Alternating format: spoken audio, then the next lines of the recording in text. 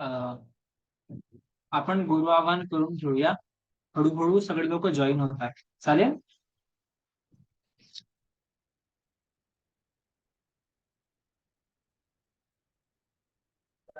हो हो हो.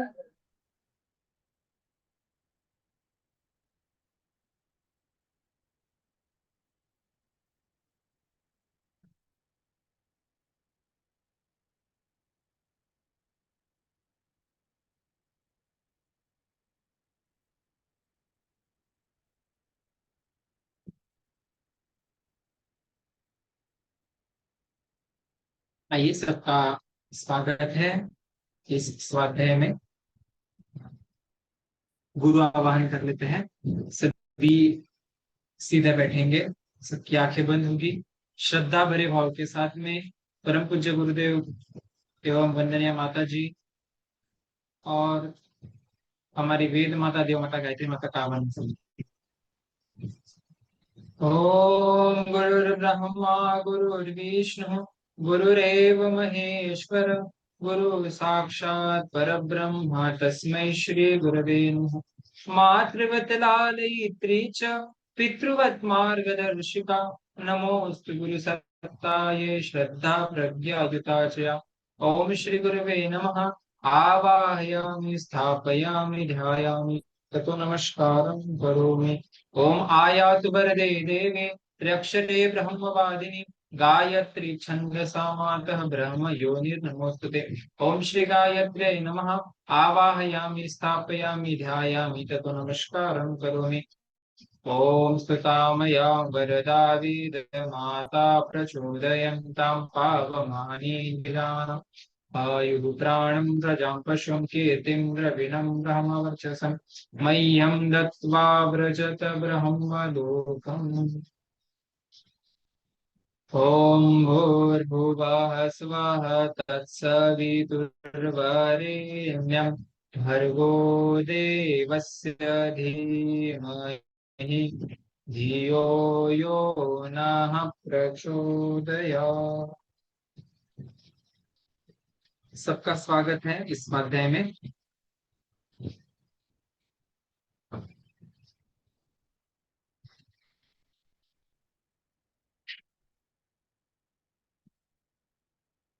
प्रथमतः सबको इस पावन नवरात्रि उत्सव की बहुत बहुत हार्दिक शुभकामनाएं. आइए शुरुआत करते हैं स्वाध्याय को. मैं पूछना चाहूंगा दीदी को कि शुरुआत करें.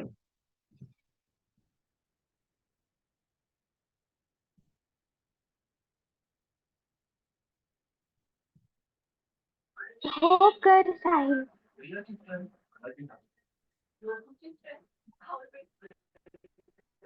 सारे. इसके पहले मैं सबसे पहले बताना चाहूंगा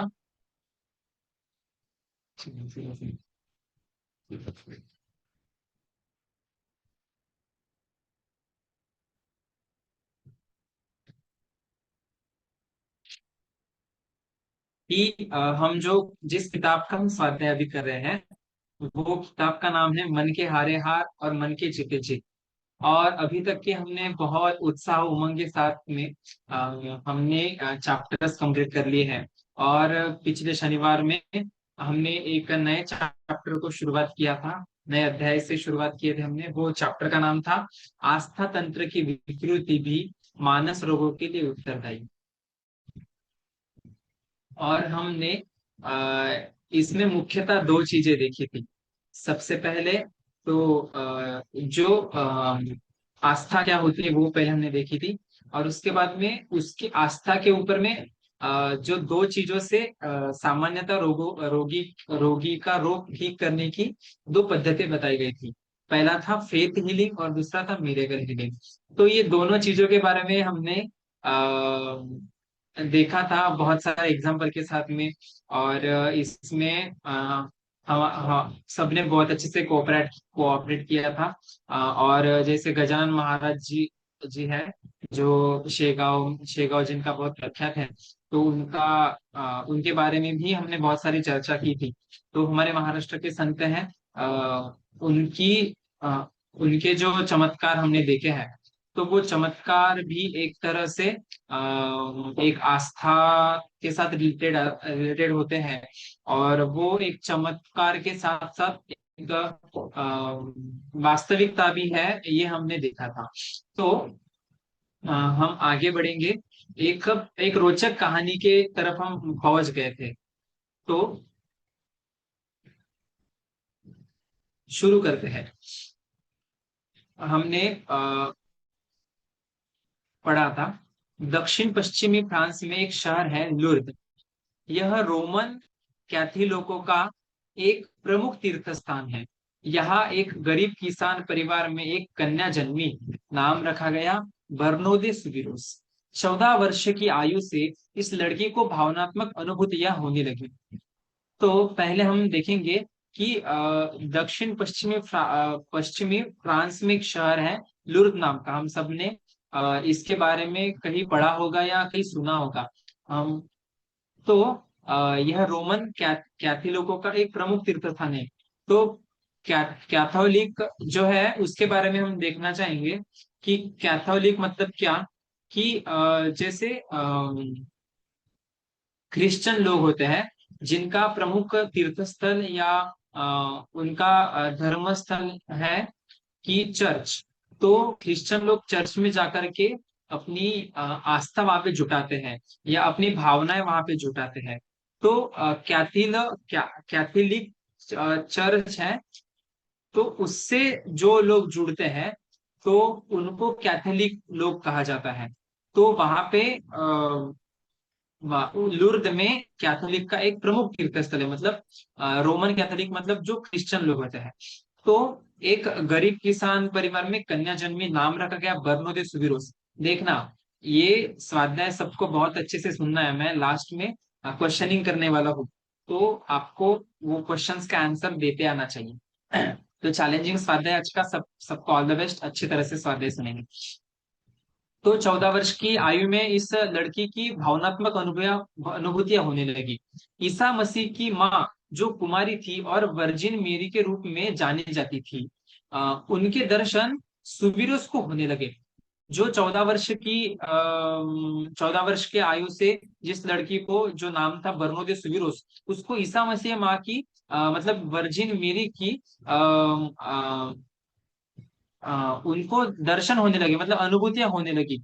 उनके दर्शन सूरज को होने लगे। वे इस लड़की को संदेश देती। यह बात चारों तरफ फैली। ईसाई पुरोहितों ने इसका उग्र विरोध किया। 16 अप्रैल 1879 को 36 वर्ष की आयु में यह लड़की मर गई। पर मरकर भी वह अमर हो गई। उसकी स्मृति में वहां जो भी समाधि स्थान बनाया गया वह तीर्थ बन गया। लाखों लोग वहां आस्था पूर्वक आते। उनका कथन था कि वहां आने तथा रुकने से असाध्य रोग अच्छे हो जाते हैं। तो जो 14 वर्ष की आयु में उसकी भावनात्मक अनुभूतियां होने लगी थी कि जो ईसा मसीह की माँ थी वर्जिन मेरी, तो उसको संदेश देती थी। और पर जब ईसाई पुरोहितों को ये बात उनके ध्यान में आ गई, तो वो लोग इस बात को उन्होंने विरोध किया था। फिर उसके बाद में जो उस जो वो लड़की मर गई। 36 साल 36 वर्ष के आयु आयु में ही वो लड़की मर गई। फिर उसके बाद में उसका एक तीर्थ स्थल बनाया गया। और वहां पे जो भी लोग श्रद्धा से जाते थे कि उनके रोग अच्छे हो जाते थे। हम हमारे भारत में भी बहुत सारे तीर्थ स्थल हैं जहाँ पे लोग अपनी आस्था लेकर के अपने रोगों को ठीक करने के लिए वहां पे जाते हैं। मतलब जैसे पिछले लेक्चर में अर्चना दीदी जी ने बताया था कि दवा और दुआ के बारे में चर्चा हुई थी। मतलब जहाँ दवा काम नहीं करती, जहाँ डॉक्टर फेल हो जाते हैं, वहां दुआएं काम करने लगती है। वहां पे एक मतलब वहां पे आस्था काम करने लगती है। तो वही है कि आस्था से लोग जाते थे, उनकी असाध्य रोग भी अच्छे हो जाते थे। फ्रांस सरकार ने इस बात की जांच के लिए एक जांच आयोग गठित कर दिया जो यह पता लगाए कि वहां आने वाले रोगियों को वास्तविक लाभ होता है या नहीं। आयोग में चिकित्सक, मनोवैज्ञानिक व समाजशास्त्री भी थे। देखिए, इतनी बड़ी एक आयोग बनाया गया था। अनेक मामलों की विस्तृत छानबीन के बाद आयोग ने पाया कि यह बात पूर्णतः सत्य थी कि कई असाध्य रोगी लुर्द पहुंचने पर ठीक हो जाते थे।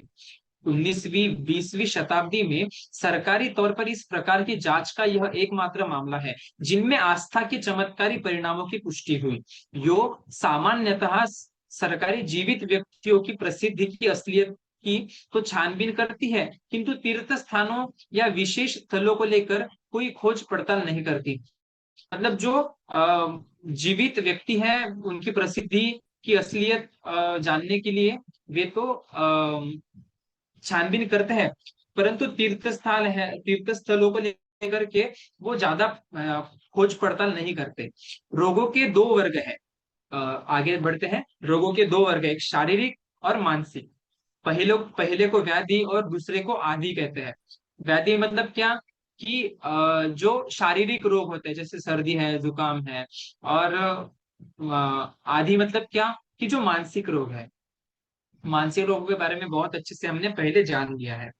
खांसी, सर्दी, दमा, कब्ज, मधुमेह जैसे रोग स्पष्टता शारीरिक होते हैं, जबकि सनक, विस्मृति, विसंगतियां, उलझने, कुंठाएं, मूढ़ता, उन्माद आदि मानसिक रोग है। शारीरिक रोग भी प्रायः मानसिक अस्त व्यस्तता के ही परिणाम होते हैं। वही है कि जब ये अगर हमारा बिगड़ गया है तो हम शारीरिक भी बिगड़ जाते हैं। और ये हमारा स्टेबल है, मतलब मानसिक तरह पे हम स्टेबल है या व्यस्त अस्त व्यस्त नहीं है, तो हम शारीरिक रूप से भी मैनेज होते हैं। यदि ऐसा न भी हुआ, बाहरी कारण से रोग हो गया, तो भी उसकी पीड़ा व्यथा सहन मन को ही करनी पड़ती है ना। क्योंकि जैसे हमारे शरीर को अगर ईजा हो गई या हमें दर्द हो गया, तो वो हमारे मन के ऊपर उसका प्रभाव होता है। अगर हमारा हमें अगर सुई भी चुभ जाए, तो हमारे उंगली को सुई चुभती है, परंतु दर्द कहाँ होता है? मन में होता है। हम मन में, हमारे अंतःकरण में उसकी पीड़ा जाती है। तो शारीरिक चिकित्सा क्रम में यदि मन ही हार मान बैठे, हिम्मत ही टूट जाए, तो शारीरिक शक्ति ढीली पड़ जाती है और प्रकृति भीतर ही भीतर रोगों को दूर करने का काम कर रही होती है। उसकी प्रक्रिया धीमी पड़ जाती है। आस्था चिकित्सा से व्यक्ति के मन में नई आस्था, नए विश्वास का संचार हो जाता है।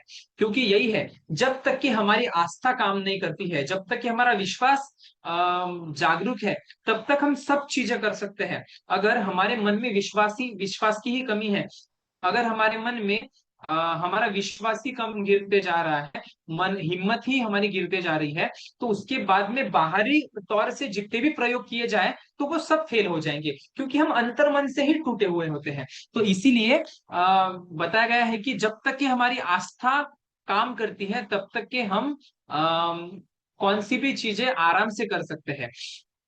तो आस्था चिकित्सा भी यही काम करती है कि हमारी आस्था को बढ़ाती है। अगर हमारी आस्था बढ़ जाए, तो विशाल से विशाल भी रोग, विशाल से विशाल भी बात हमारे ऊपर आ जाती है, संकट आ जाता है, तो हम उसको आसानी से पार कर सकते हैं। यह आस्था का प्रभाव होता है। आस्था चिकित्सा से व्यक्ति के मन में नई आस्था, नई विश्वास का संचार हो जाता है, तब उपचार से शीघ्र आराम मिलता है। यदि रोग मानसिक ही हुआ, तब तो आस्था का संचार उसकी रामबाण औषधि सिद्ध होने वाला ही है। क्योंकि जब मानसिक रोग हुआ है, तो उसको दवा भी मानसिक ही होनी चाहिए, और वो दवा होती है आस्था। और अगर शारीरिक है, जैसे कि बुखार आ गया, तो उसको जैसे उसको अगर दवा चाहिए तो वो मटेरियल वाली चाहिए। मतलब कैसी? पैरासीटामोल बोलो या गिलोय बोलो, तो उससे बुखार ठीक हो जाएगा। अगर हमारा मानसिक रोग है, जैसे कि हमारे मानसिक में जैसे डिप्रेशन चल रहा है, या मूर्ता है, उन्माद है, या सनक है, या किसी के प्रति द्वेष है, तो ये दवा, इसकी इसके लिए हम पैरासीटामोल या कोई ऐसी टैबलेट्स या औषधि नहीं ले सकते। इसके लिए दवा भी वैसी होनी चाहिए कि जो मतलब जैसे कि आस्था है या उसके ऊपर हम काम कर सकते हैं। जैसे कि मानसिक रोग है, डिप्रेशन को शांत करने के लिए उसके अनुरूप वातावरण तैयार करके उसके ऊपर काम हमको करना पड़ता है। तो उसके लिए जैसी जैसा रोग है वैसा उसकी दवा होती है। तो इस तथ्य को समझने पर स्पष्ट हो जाएगा कि आस्था चिकित्सा वस्तु तो कोई बाहरी चमत्कार नहीं है, वह आत्मशक्ति का ही स्वाभाविक चमत्कार है। जन सामान्य अधिक अंतर्मुख नहीं होता, अतः वह अपनी ही आस्था के इन चमत्कारों को बाहर आरोपित कर देता है। देखते कि एक्चुअली क्या है कि आस्था हमारे अंदर में ही है, बस उसको जागरूक करने की बात आती है। और हमारे हमारी आस्था जागरूक हो जाती है किसी के बताने से, हमें पता चल जाता है कि नहीं ये करना है, ऐसा करना है, वैसा करना है, फिर वो वैसा हो जाता है। तो जैसा हम सोचते हैं वैसा हो जाता है। तो जो अंतर्मुखी लोग नहीं है उनको लगता है कि अरे नहीं, ये तो किसी बाहर वालों ने कर दिया, ये किसी बाबा जी ने ये कर दिया। एक्चुअली होता मन में ही है, अपने भीतर में ही उसकी अस्तित्व होता है। आस्था मस्तिष्क की ऊपरी परत से नहीं, चेतना की मूल प्रवृत्ति के मर्म स्तर अंतःकरण से संबंधित होती है। हम देखते हैं कि पेड़ है, पेड़ एक विशाल काय बरगद का पेड़ है, परंतु उसका जन्म एक छोटी गुठली से हुआ है, एक छोटे बीज से हुआ है। तो जैसा बीज हमने डाला है वैसा तो वृक्ष हमको मिल गया है, परंतु उतना बड़ा वृक्ष वो छोटे से बीज में गड़ा था, पर उसको खत पानी मिल गया, अनुकूल वातावरण मिल गया, तो वो उतना बड़ा बरगद का पेड़ हो गया। तो वैसे ही हमारी आस्था जो है वो आस्था एक मूल है। मतलब आस्था को अगर हम विशालकाय बरगद का पेड़ माने, तो हमारा अंतःकरण एक छोटा सा बीज है। तो हमारे छोटे से बीज में ये आस्था होती है। इसलिए बौद्धिक रूप में बाहरी आस्था केंद्रों में विश्वास न करने वाले तथा इन्हें अंधविश्वास मानने वाले प्रबुद्ध लोग भी किन्हीं विशेष संकट के अवसरों पर इन आस्था केंद्रों से लाभ उठाते देखे जाते हैं। एक्चुअली उनको तो लगता है कि ये अंधविश्वास है, परंतु जब इनकी सब जगह से इनके रास्ते बंद हो जाते हैं, तो फिर इनको जो अंधविश्वास मानते हैं, जो बहिर्मुखी लोग हैं, उनको भी दर दर भटक करके अपनी आस्था के ऊपर आना पड़ता है। और जब ये आस्था काम करती है, तब इनका भी अंधविश्वास विश्वास में जुड़ जाता है। उनके अंतर मन में जमी आस्था को गहरी परतें ऐसे मौके पर प्रभावी सिद्ध होती है। और तब ही जैसे हमने देखा है कि धीरेन्द्र शास्त्री जी है बागेश्वर धाम, तो वो भी चैलेंज देते हैं, क्योंकि ये धीरेन्द्र शास्त्री जी भी हैं जो जिस पर वो काम करते हैं, उनकी सिद्धि है, शक्ति है। परंतु ये भी एक वो भी मानसिक रोग ही उनके ठीक कर देते हैं। उनको अगर किसी को बहुत बड़ी समस्या होती है, उनको तो उनकी समस्या वो आस्था के साथ उनकी समस्या है वो छुड़ा के देते हैं। तो वही है कि ज्यादातर बहिर्मुखी लोग वहां पे जाते हैं, तो फिर उनको चैलेंज के साथ उनको वे उनकी तकलीफें ठीक कर देते हैं। प्रत्येक व्यक्ति के व्यक्तित्व का मूल स्रोत आस्थाओं में सन्निहित रहता है। इसी आस्था केंद्र से उमंग और इच्छाओं का उद्भव उद्भव होता है। ये इच्छाएं उमंगे ही विचारणा और क्रिया को जन्म देती है। विचारणा और क्रिया मतलब क्या? जैसे कि मेरी क्रिया है अभी, मुझे स्वाध्याय लेना है, तो मैं उसके ऊपर विचार करूंगा कि मुझे स्वाध्याय लेना है, तो मुझे उसको पहले पढ़ना पड़ेगा, उसके ऊपर जांच करना पड़ेगा, कौन से नोट्स निकल सकते हैं वो देखना पड़ेगा, उसके ऊपर क्या मैं एग्जाम्पल दे सकता हूँ वो सोचना पड़ेगा। तो ये हुई विचारणा। और क्रिया क्या? तो अ, उसके ऊपर मुझे खोजना पड़ेगा, नोट्स निकालना पड़ेगा, मुझे एग्जाम्पल्स निकालने पड़ेंगे। तो ये हो गई क्रिया। और उसके ऊपर मैं सोचता हूँ, तो वे हो गई विचारणा। तो हमारी इच्छा उमंगे, मेरी इच्छा थी कि मुझे स्वाध्याय लेना है, और उसके ऊपर विचारना क्या हो गई कि मुझे नोट्स निकालना है, एग्जाम्पल्स निकालना है, क्योंकि मेरा स्वाध्याय अच्छी तरह से हो। और वो क्रिया क्या हो गई, मैंने नोट्स निकाले बाकायदा, मैंने एग्जाम्पल्स निकाले, और मैंने एग्जीक्यूट कैसे किया, स्वाध्याय लेकर के। तो यही है कि ये इच्छाएं उमंगे विचारणा और क्रिया को जन्म देती है। इस प्रकार मनुष्य के कार्यों का ही नहीं, विचारों और इच्छाओं का तब उद्भव आस्था मान्यता के चेतन केंद्र से होता है। तो इसका भी डायरेक्टली रिलेशन हमारी आस्था के साथ होता है। इस केंद्र से जैसी लहरें स्फुरणाएं उठेंगी, वैसा ही चिंतन और कर्म होगा। उसी के अनुसार व्यक्तित्व समुन्नत अथवा पतित बनता चलेगा। जैसी हमारी आस्था होगी, वैसे ही वैसे ही हमारा व्यक्तित्व ऊंचा होगा या तो फिर नीचे चला जाएगा। उन्माद, विस्मृति जैसे असामान्य लक्षणों की ओर तत्काल ध्यान चला जाता है, किंतु अनैतिकता, छल, प्रपंच, बेईमानी, अश्लीलता, अनाचार की प्रेरणाएं भी मानसिक विकृतियों का ही परिणाम है। ये मानसिक विकृतियां हैं तो उसका रिजल्ट भी वैसा मिलता है। ये विकृतियां आस्था केंद्र में घुसी विकृति का ही परिणाम होती है, क्योंकि जो भी चीजें हमारे हमारे अंदर से बाहर निकलती है, तो वो सब चीजें हमारे एक्चुअल अंदर में है।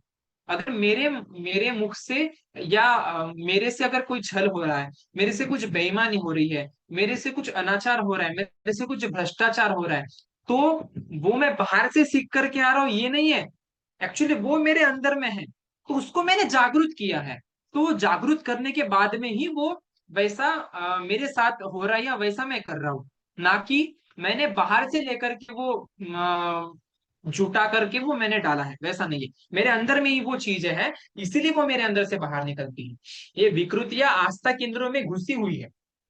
इसलिए आस्था केंद्रों प्रति को पूजा स्थलों से मिलने वाला वह लाभ बहुचर्चित रोगों के उपचारों से कई गुना अधिक है, जो मनुष्य के भीतर सद्विचारों, सद्भावनाओं को जागृत करता और बढ़ाता है।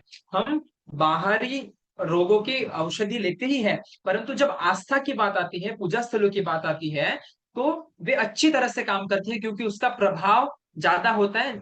कि इसलिए हमारी आस्था वहां पे ज्यादा होती है, हमारा विश्वास वहां पे ज्यादा होता है।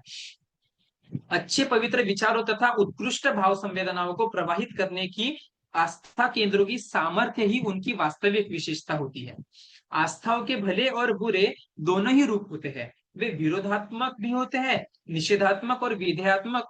आस्था व्यक्ति में उत्कृष्ट विचारों, पुण्य प्रवृत्तियों और श्रेष्ठ उदात्त भावनाओं को जगाती बढ़ाती है। और निषेधात्मक आस्थाएं आदमी में निष्क्रियता, निरुत्साह, परावलंबन, मिथ्या भय, अविवेक और संकीर्णता को बढ़ाती है, कोसती है तथा क्रूर तक को प्रोत्साहन देती है, क्योंकि संकीर्णता का अनिवार्य परिणाम क्रूरता होता है।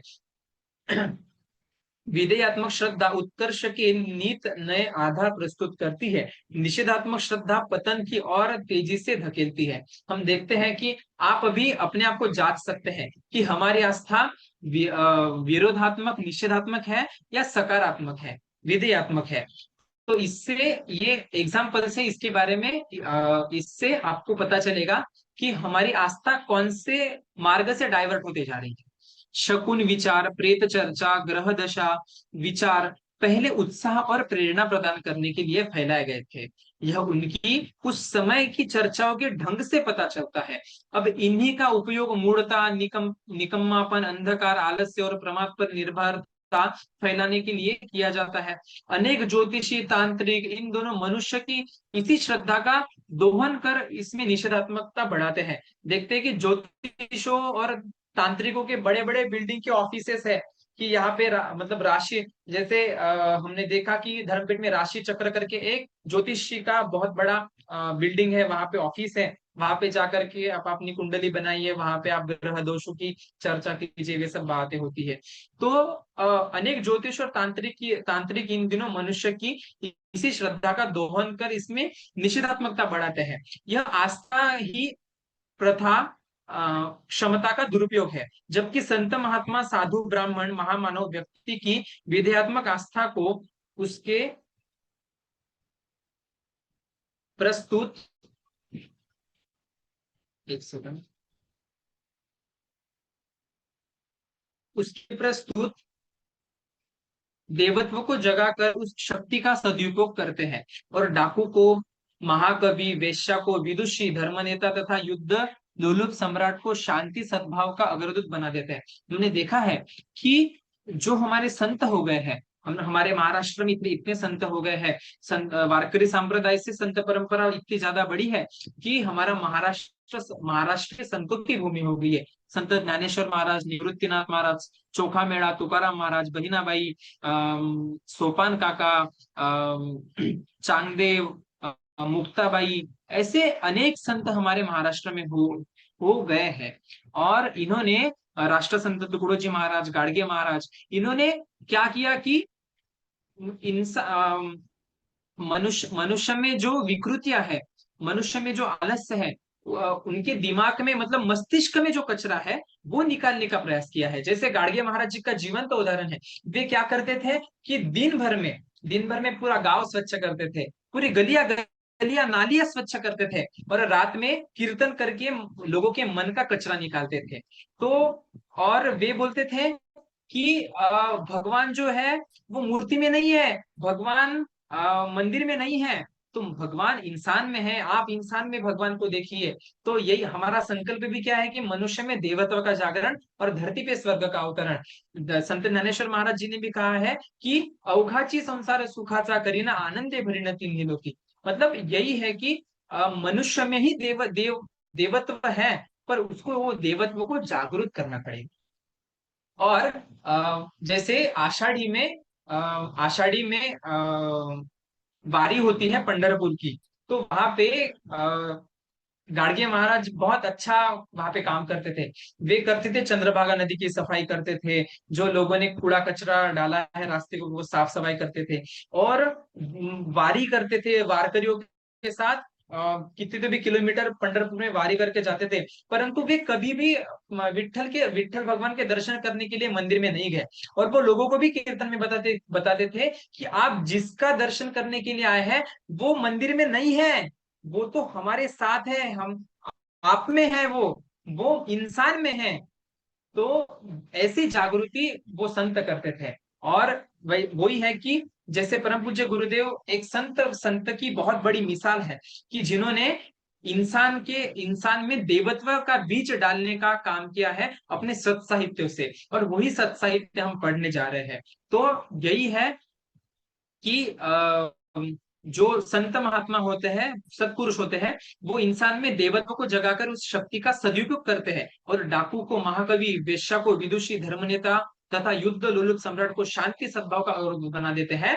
वाल्मीकि, अम्बपाली, अशोक जैसे के जीवन की घटनाएं विध्यात्मक आस्था के चमत्कार का परिणाम है। गौतम बुद्ध, जबकि जाति उपजाति के भेदों में पिसते रहने, अपने और समाज के वास्तविक उत्कर्ष के लिए कुछ करने के स्थान पर ठगों चालबाजों के पीछे दौड़ते फिरने तथा पशु बलि, परपीड़न आदि से भाग्योदय की आशा करने, निठल्ले बैठे रहने वाले लाखों करोड़ों लोग निषेधात्मक श्रद्धा के भयंकर चमत्कारों की जीती जागती मिसाल है। हमने देखे हैं कि अभी धर्मांतरण की बहुत अपने आगे एक एग्जाम्पल है। उसके बाद में जाति उपजाति में जो भेद होते जा रही है, तो इसमें भी राष्ट्र संत तुकडोजी महाराज का है कि उनका भजन है, या भारतात बंधु भाव नित्य वसुदे देवर्षि वसादे, हे सर्व संत पंथ संप्रदाय एक दिसुदे, मतभेद नसुदे, हा जाति भाव विसरुनिया एक हो आम्ही, अस्पृश्यता समूळ नष्ट हो जगातुनी। तो यही है कि हमें सबको एक समान देखना है, नर नारी एक समान देखना है परस्पर। उसके बाद में जाति जाति उपजातियों को एक साथ एक समान देखना है, ऊंच नीच को एक समान देखना है। तो इससे हमारी आस्था का उत्कर्ष होता है। और संतों ने, महापुरुषों ने यही किया है कि हमें धोया है, कैसे? अच्छे विचारों से, सद विचारों से धोया है, और धोने का प्रयास प्रयास किया है। आगे बढ़ते हैं। यह सब विचार करने पर यही तथ्य स्पष्ट होता है कि आस्था जो अंतःकरण की मूल प्रवृत्ति है, तथा तभी लाभकारी होती है जब वह विधेयात्मक हो।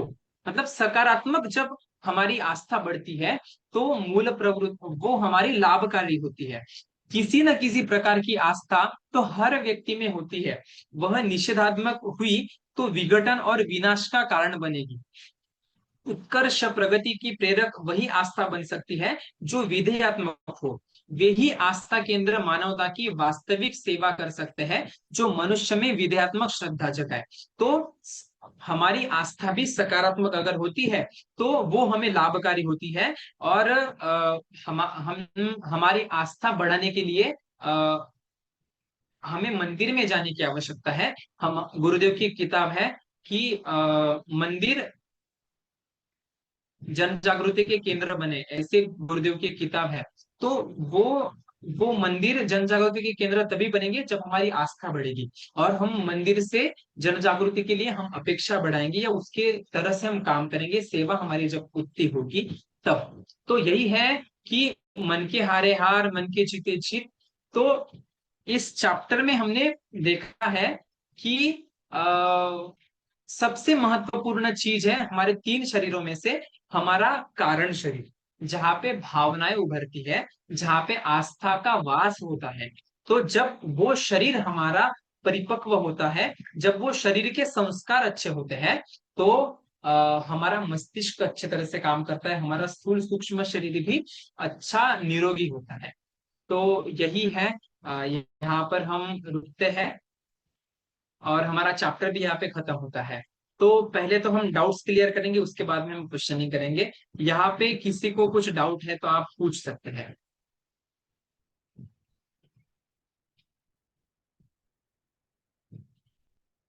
या किसी को कुछ पूछना है, बोलना है, व्यक्त होना है तो आप बोल सकते हो।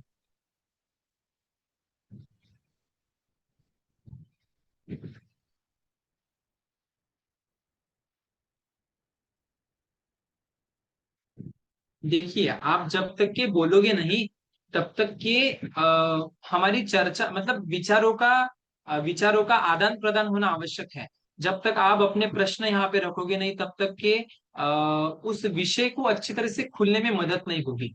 तो आपके मन में अगर कौन सा भी क्वेश्चन आता है तो आप पूछ सकते हैं, या इसी चैप्टर के ऊपर आपके पास कुछ पॉइंट है नया वाला कि ये भी यहाँ पे होना चाहिए, ऐसा भी कुछ होता है, आपके कुछ पर्सनल एक्सपीरियंस भी है, तो आप यहाँ पे शेयर कर सकते हैं। यही गुरुदेव ने एक अच्छा प्लेटफॉर्म हमको दिया है कि हमको हमको अपने आप को यहाँ पे व्यक्त होना। या किसी को कुछ यहाँ पे लगा कि नहीं ये नहीं होना चाहिए था, तो वो भी आप बता सकते हैं।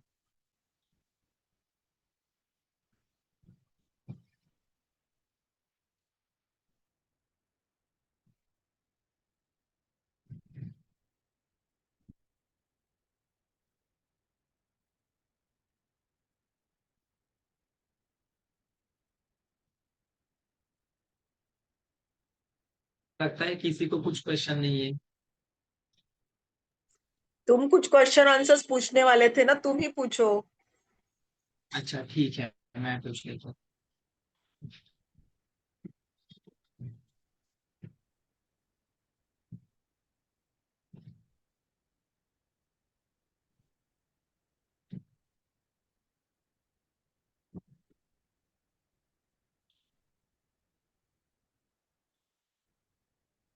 इसमें मुझे एक बात लगी कि मतलब हमारी जो आत्मा है उसमें अच्छाई भी है और बुराई भी है। जैसे राम जैसे अच्छे गुण भी है तो रावण जैसे बुरे गुण भी हैं।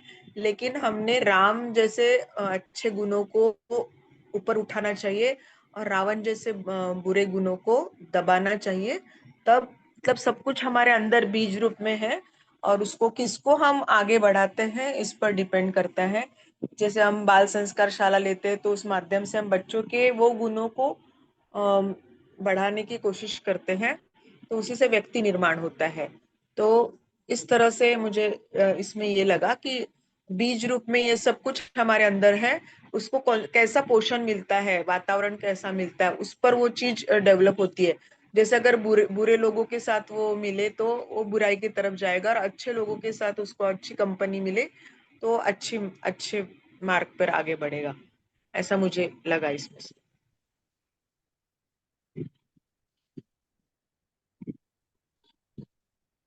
सही है कि हमारे अंदर से जो भी भावनाएं उभरती हैं, जो भी क्रिया हमारे अंदर से होती है, तो एक्चुअल हमारे अंदर में होती है। कभी कभी होता है कि हमें अच्छा नहीं लगता किसी के ऊपर गुस्सा करना, या हम कभी भी किसी के प्रति द्वेष नहीं रखते हैं। जेलेसी कभी हमारी इच्छा नहीं होती कि जेलेसी किसी के बारे में हम करें, परंतु कभी कभी ऑटोमेटिकली जेलेसी हमारे अंदर से आ जाती है।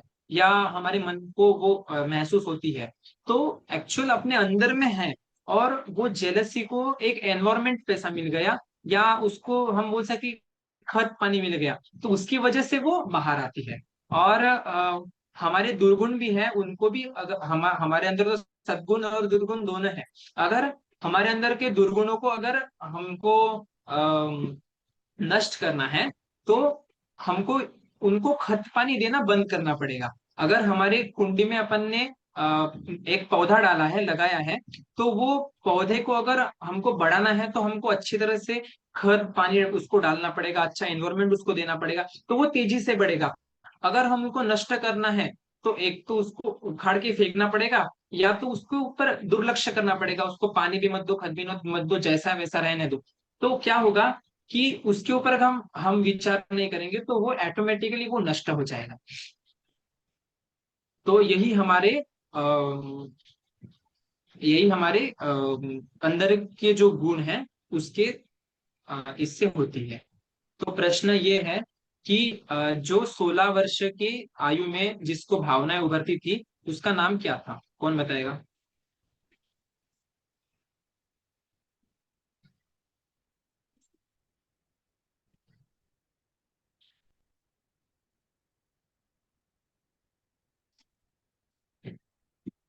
बताइए कोई।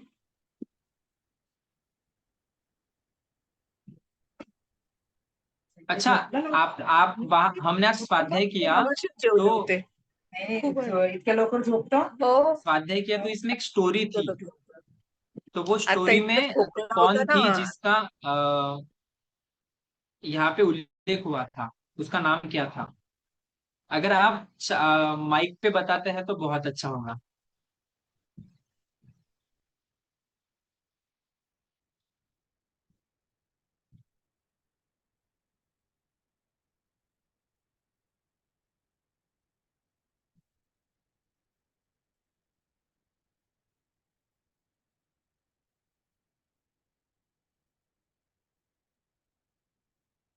ठीक है, प्रतीक्षा दीदी ने चैट बॉक्स में आंसर दिया है कि बर्नोजेस विल्स।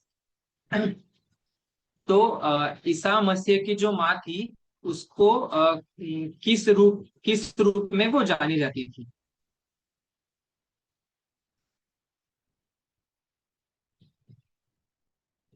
युवा युवा युवा से निवेदन है, आप क्वेश्चंस का आंसर दीजिए।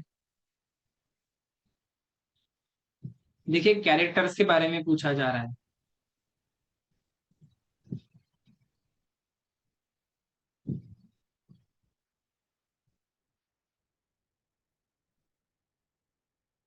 लगता है किसी ने भी अच्छे तरह से स्वाध्याय नहीं सुना है, ऐसा कुछ है क्या? वर्जिन मेरी, उनका नाम था हाँ वर्जिन मेरी के नाम से वो जाने जाते थे। सेजल ने भी आंसर किया है। हाँ, स्पेशल नहीं किया, बहुत अच्छे। चलो, आ, देखिए, आपका अगर अच्छा सपोर्ट मिलता है, तो बहुत अच्छी तरह से हम क्वेश्चनिंग करेंगे। इससे ये होगा कि हमने जो भी कुछ स्वाध्याय में सोचा समझा है, तो उससे और लोगों को भी अच्छी तरह से समझ में आएगा। तो अभी अपना समय खत्म होने जा रहा है, तो हम शांति पाठ लेंगे। सबसे निवेदन है, सीधे बैठेंगे। ओम द्यौः शान्तिरन्तरिक्षं शान्तिः पृथिवी शान्तिराप शान्तिरोषधयः शान्तिः वनस्पतयः शान्तिर्विश्वे देवा शान्तिर्ब्रह्म शान्तिः सर्वं शान्ति शान्तिरेव शान्तिः सा शान्तिरिधि। ओम शान्तिः शान्तिः शान्ति सर्वारिष्टसु शान्तिरभवतु। बहुत बहुत धन्यवाद, सबको प्रणाम, जय गुरुदेव।